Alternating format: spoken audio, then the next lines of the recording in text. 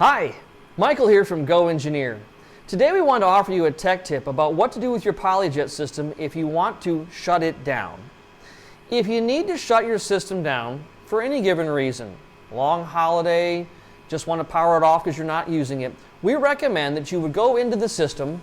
Under Options, you will see a Wizard. Under Wizard, you will see a Shutdown Wizard.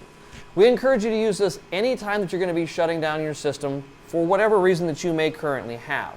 Now, past that point, if you're going to be shutting your system down for longer than 2 weeks, all the machines have different wizards for timelines on this recommendation, but as a company, we encourage you that if it's going to be longer than 2 weeks, you either use the Shutdown Wizard that has an option for a resin replacement with the material cleaning solution, or you simply do a manual resin replacement with the cleaning fluid to get your lines, block, and heads cleaned of all materials. Why is this important?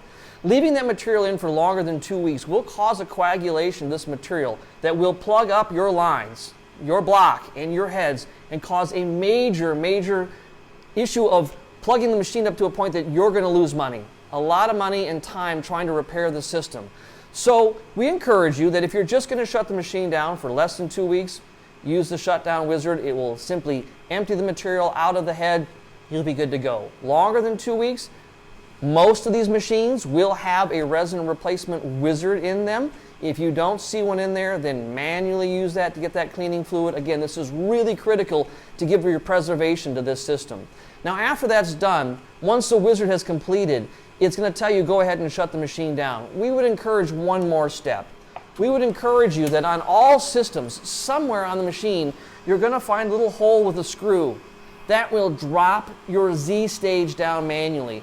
By doing that, we can then pull our head and block over, and we can use our lint-free cloth with alcohol, lots of alcohol on here, get it wet, to then wipe off the heads before we officially put it to bed.